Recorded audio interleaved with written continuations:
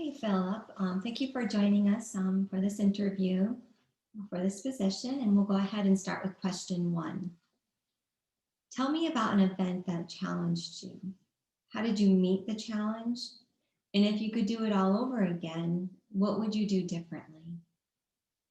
Okay, so I believe your question is an event that's challenged me in the past and how I met that challenge, and then what would I do differently about that in the future? Well, if I had to go through an event, about 7 years ago, I was a manager of a general surgery department. And what we found is we had just recently converted to a new electronic medical record, and we had lots of errors related to surgical specimens. All kinds of errors like wrong labels on them, the wrong patient, the wrong orders. And surgical specimens are a big deal. I mean, people sometimes come to surgery just to have a section taken out just for that specimen so it can be identified. So my director charged me with solving this issue. She said, this is a project that we're going to give to you, Philip. I had the assistance of the Performance Excellence Department, collected a team together of OR personnel, lab personnel, some information technology folks, and we had a rapid change event. And I was the one that was leading that event. Our group met for 1.5 days. And we came together with the problem, defined it well, all the issues that made up, and then we came together the second day with the deliverables that we could all agree upon in a short period of time. And we saw change very quickly. We saw a rapid improvement. And really, I am proud of that achievement and helping that event. The one thing I wish I would have done differently in the end is I left the position not long after to join a surgery department in California. I think I wish I would have stayed longer to really have seen that change, the effect of that change, and see what other kind of long-term issues came up or challenges came up along with that. Okay, question two. If you and a colleague had a difference of opinion, how would you go about resolving it? Okay, so if I had a difference of opinion with a colleague, how would I go about resolving it? That's always going to happen, right? No matter what position we're in, what field we're in, we're going to have a difference of opinion. The easy answer is, of course, we'll talk it out and work through the issue, but it's always harder to do that when it actually comes down to it.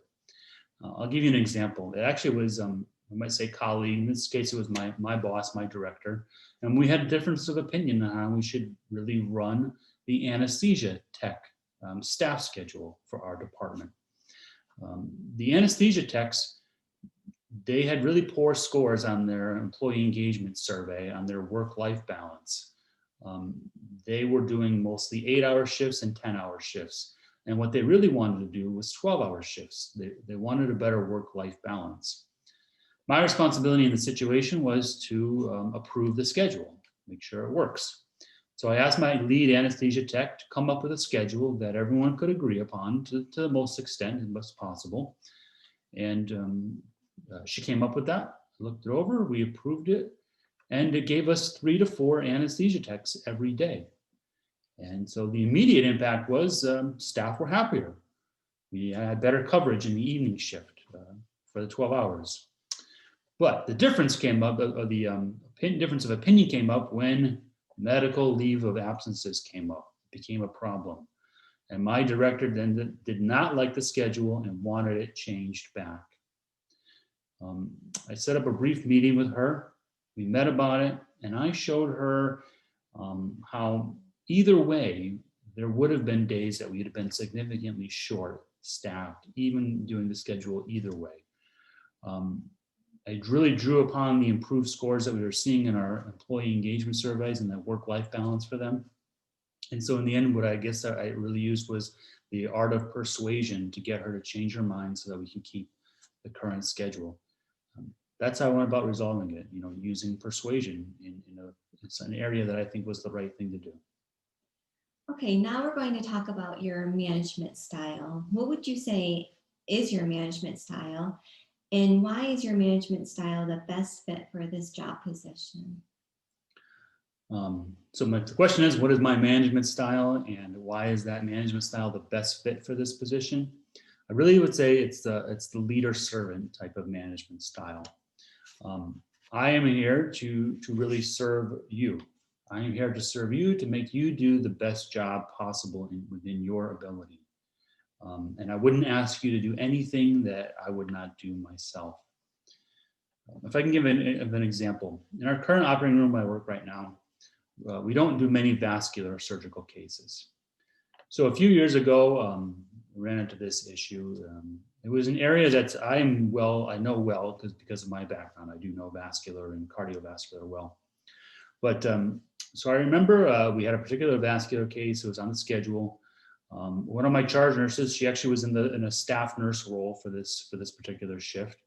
And it was on a Friday afternoon, about 3 o'clock in the afternoon. And I was getting ready to leave for the day and weekend. I had already changed. I was out of scrubs. I was walking through the pre-op area, and I saw her, and she looked, pretty distressed.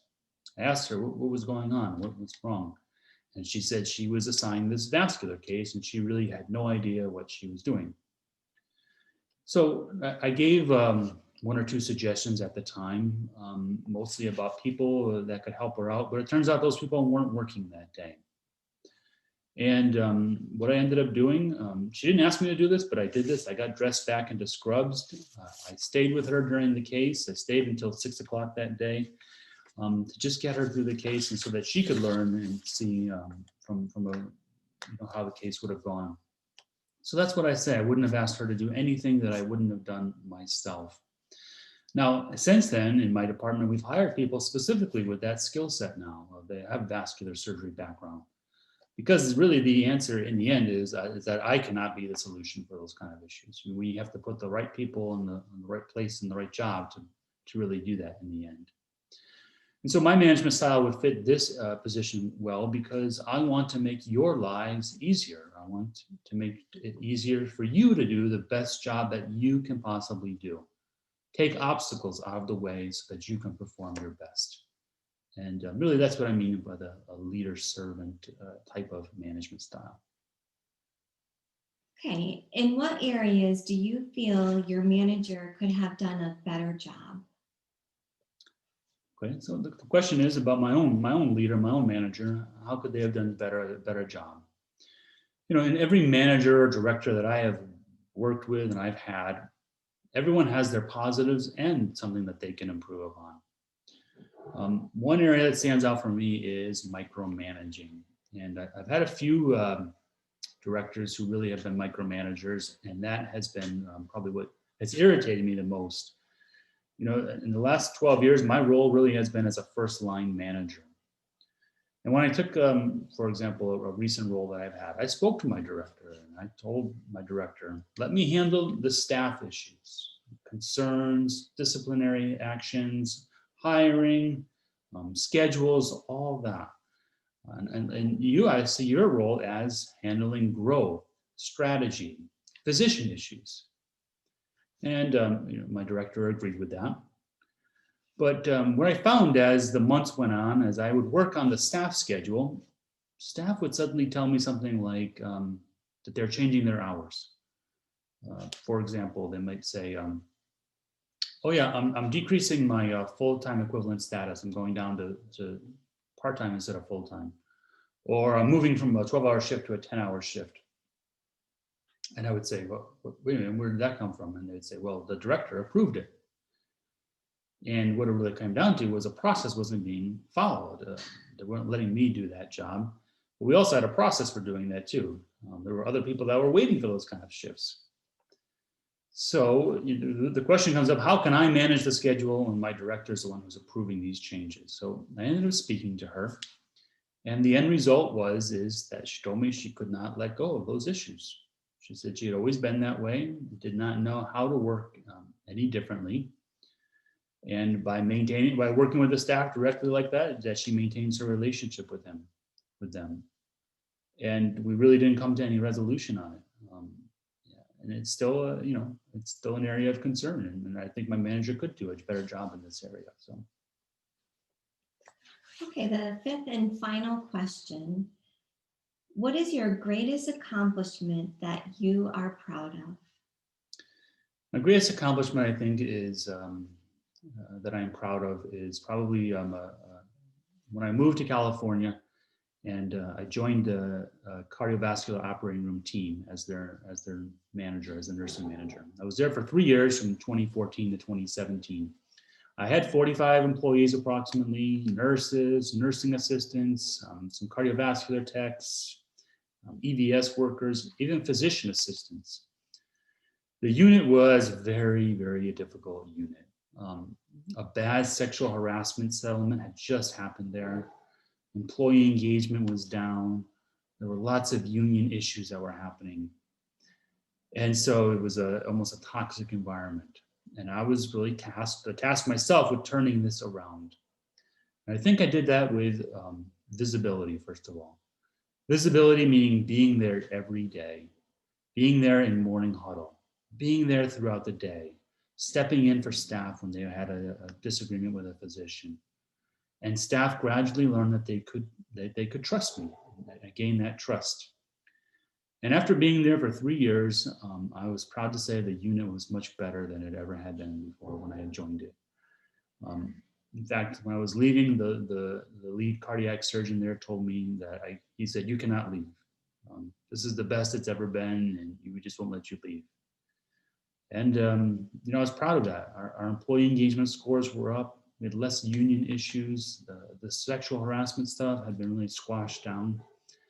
And why I'm so proud about it and why it's my greatest accomplishment is because I left it in a better place than when I came.